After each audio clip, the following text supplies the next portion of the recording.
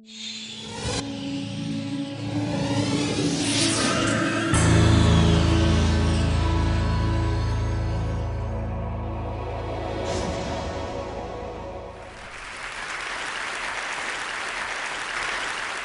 a storyteller, and I would like to tell you a few personal stories about what I like to call the danger of the single story. I grew up on a university campus in eastern Nigeria. My mother says that I started reading at the age of 2, although I think 4 is probably close to the truth. So I was an early reader, and what I read were British and American children's books. I was also an early writer. And when I began to write at about the age of 7, stories in pencil with crayon illustrations that my poor mother was obligated to read, I wrote exactly the kinds of stories I was reading. All my characters were white and blue-eyed. They played in the snow. They ate apples. And they talked a lot about the weather, how lovely it was that the sun had come out. Now, this despite the fact that I lived in Nigeria. I had never been outside Nigeria. We didn't have snow. We ate mangoes. And we never talked about the weather because there was no need to. My characters also drank a lot of ginger beer because the characters in the British books I read drank ginger beer. Never mind that I had no idea what ginger beer was. And for many years afterwards, I would have a desperate desire to taste ginger beer. But that is another story.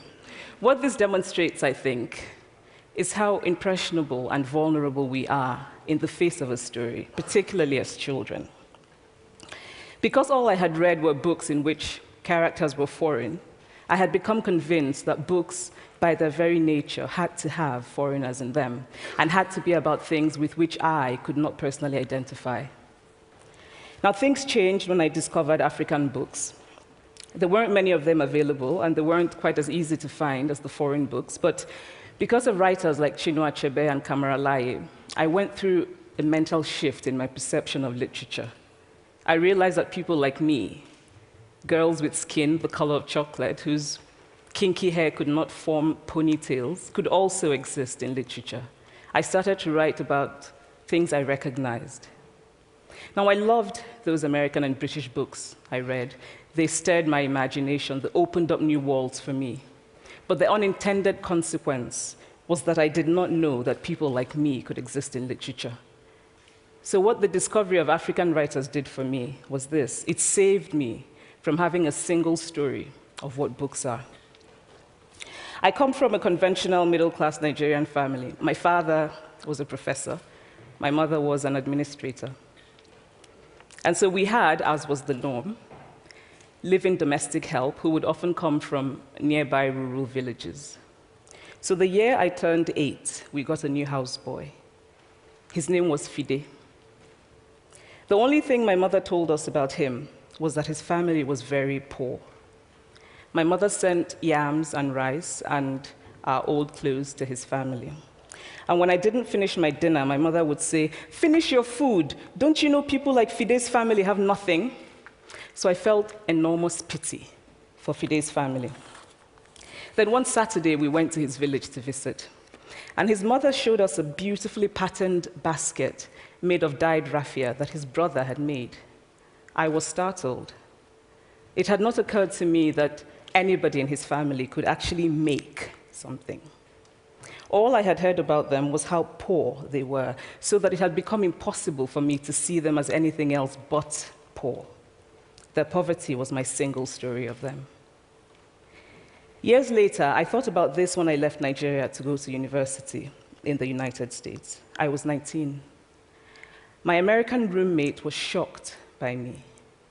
She asked where I had learned to speak English so well and was confused when I said that Nigeria happened to have English as its official language.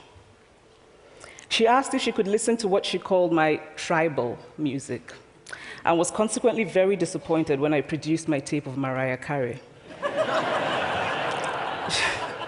She assumed that I did not know how to use a stove. What struck me was this. She had felt sorry for me even before she saw me. Her default position toward me as an African was a kind of patronizing, well-meaning pity. My roommate had a single story of Africa, a single story of catastrophe.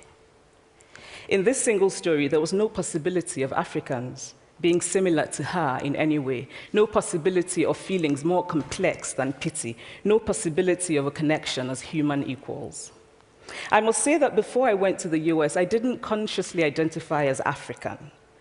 But in the US, whenever Africa came up, people turned to me, never mind that I knew nothing about places like Namibia. But I did come to embrace this new identity, and in many ways, I think of myself now as African, although I still get quite irritable when Africa is referred to as a country, the most recent example being my otherwise wonderful flight from Lagos 2 days ago, in which there was an announcement on the Virgin flight about their charity walk in India, Africa, and other countries. So after I had spent some years in the US as an African, I began to understand my roommate's response to me. If I had not grown up in Nigeria, and if all I knew about Africa were from popular images, I too would think that Africa was a place of beautiful landscapes, beautiful animals, and incomprehensible people fighting senseless wars, dying of poverty and AIDS, unable to speak for themselves, and waiting to be saved by a kind white foreigner. I would see Africans in the same way that I, as a child, had seen Fide's family. This single story of Africa ultimately comes, I think, from Western literature.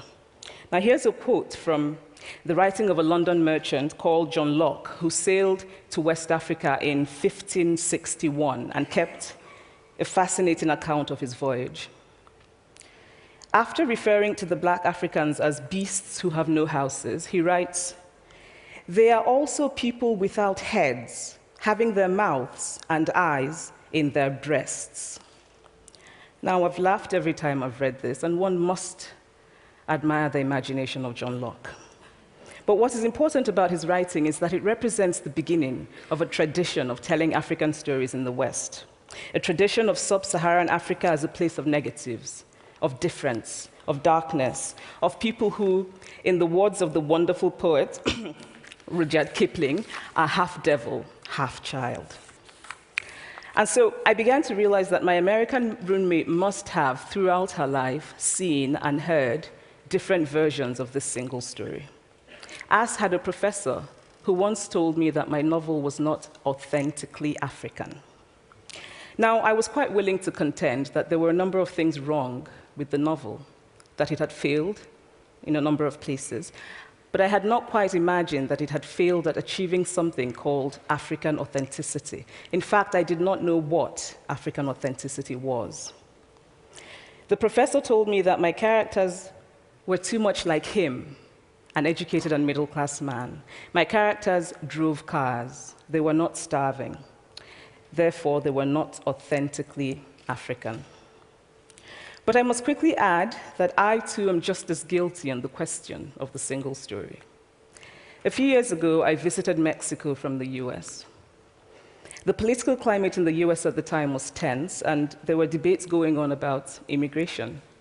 And, as often happens in America, immigration became synonymous with Mexicans. There were endless stories of Mexicans as people who were fleecing the healthcare system, sneaking across the border, being arrested at the border, that sort of thing. I remember walking around on my first day in Guadalajara, watching the people going to work, rolling up tortillas in the marketplace, smoking, laughing. I remember first feeling slight surprise, and then I was overwhelmed with shame. I realized that I had been so immersed in the media coverage of Mexicans that they had become one thing in my mind, the abject immigrant.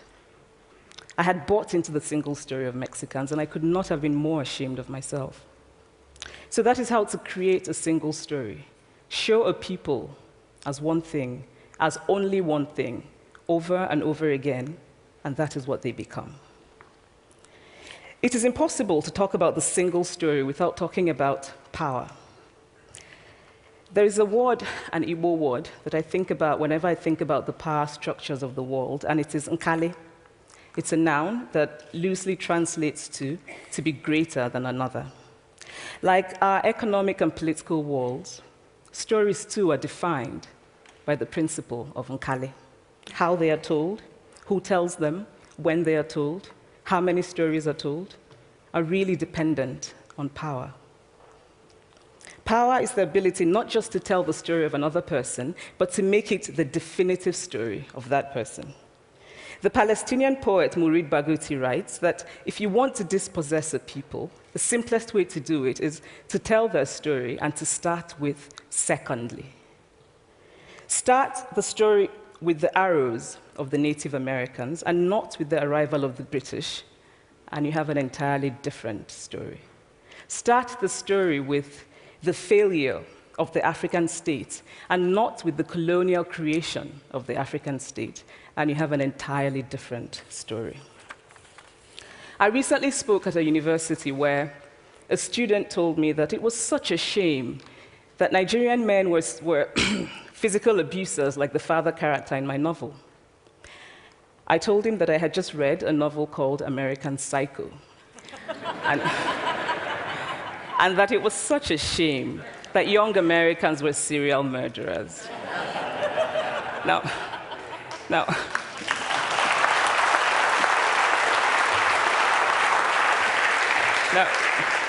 obviously, I said this in a fit of mild irritation, but it would never have occurred to me to think that just because I had read a novel in which a character was a serial killer, that he was somehow representative of all Americans.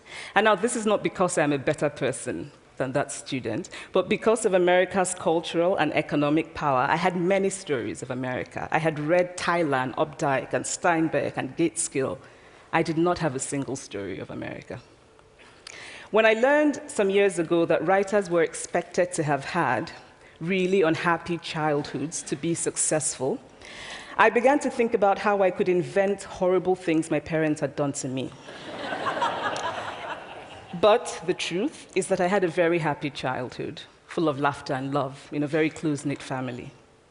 But I also had grandfathers who died in refugee camps. My cousin, Polly, died because he could not get adequate health care.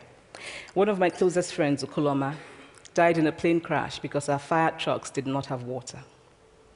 I grew up under repressive military governments that devalued education so that sometimes my parents were not paid their salaries. And so as a child, I saw jam disappear from the breakfast table. Then margarine disappeared. Then bread became too expensive. Then milk became rationed. And most of all, a kind of normalized political fear invaded our lives. All of these stories make me who I am. But to insist on only these negative stories is to flatten my experience and to overlook the many other stories that formed me. The single story creates stereotypes, and the problem with stereotypes is not that they are untrue, but that they are incomplete. They make one story become the only story. Of course, Africa is a continent full of catastrophes, the immense ones, such as the horrific rapes in Congo, and depressing ones, such as the fact that 5,000 people apply for one job vacancy in Nigeria. But there are other stories that are not about catastrophe, and it is very important, it is just as important to talk about them. I've always felt that it is impossible to engage properly with a place or a person without engaging with all of the stories of that place and that person. The consequence of the single story is this: it robs people of dignity. It makes our recognition of our equal humanity difficult. It emphasizes how we are different rather than how we are similar. So what if before my Mexican trip, I had followed the immigration debate from both sides, the US and the Mexican? What if my mother had told us that Fide's family was poor and hardworking? What if we had an African television network that broadcast diverse African stories all over the world, what the Nigerian writer Chinua Achebe calls a balance of stories? What if my roommate knew about my Nigerian publisher, Mukhtar Bakare, a remarkable man who left his job in a bank to follow his dream and start a publishing house? Now, the conventional wisdom was that Nigerians don't read literature. He disagreed. He felt that people who could read would read if you made literature affordable and available to them. Shortly after he published my first novel, I went to a TV station in Lagos to do an interview. And a woman who worked there as a messenger came up to me and said, "I really liked your novel. I didn't like the ending. Now you must write a sequel, and this is what will happen." And she went on to tell me what to write in the sequel. Now, I was not only charmed, I was very moved. Here was a woman, part of the ordinary masses of Nigerians who were not supposed to be readers. She had not only read the book, but she had taken ownership of it and felt justified in telling me what to write in the sequel. Now, what if my roommate knew about my friend, Fumi Yonda, a fearless woman who hosts a TV show in Lagos and is determined to tell the stories that we prefer to forget? What if my roommate knew about the heart procedure that was performed in the Lagos hospital last week? What if my roommate knew about contemporary Nigerian music, talented people singing in English and Pidgin and Igbo and Yoruba and Ijo, mixing influences from Jay-Z to Fela to Bob Marley to their grandfathers? What if my roommate knew about the female lawyer who recently went to court in Nigeria to challenge a ridiculous law that required women to get their husband's consent before renewing their passports? What if my roommate knew about Nollywood, full of innovative people making films despite great technical odds, films so popular that they really are the best example of Nigerians consuming what they produce? What if my roommate knew about my wonderfully ambitious hair braider who has just started her own business selling hair extensions? Or about the millions of other Nigerians who start businesses and sometimes fail, but continue to nurse ambition? Every time I am home, I'm confronted with the usual sources of irritation for most Nigerians: our failed infrastructure, our failed government, but also by the incredible resilience of people who thrive despite the government rather than because of it. I teach writing workshops in Lagos every summer, and it is amazing to me how many people apply, how many people are eager to write, to tell stories. My Nigerian publisher and I have just started a nonprofit called Farafina Trust, and we have big dreams of building libraries and refurbishing libraries that already exist, and providing books for state schools that don't have anything in their libraries, and also of organizing lots and lots of workshops on reading and writing for all the people who are eager to tell our many stories. Stories matter. Many stories matter. Stories have been used to dispossess and to malign, but stories can also be used to empower and to humanize. Stories can break the dignity of a people, but stories can also repair that broken dignity. The American writer Alice Walker wrote this about her southern relatives who had moved to the north, and she introduced them to a book about the southern life that they had left behind. They sat around reading the book themselves, listening to me read the book, and a kind of paradise was regained. I would like to end with this thought, that when we reject the single story, when we realize that there is never a single story about any place, we regain a kind of paradise. Thank you.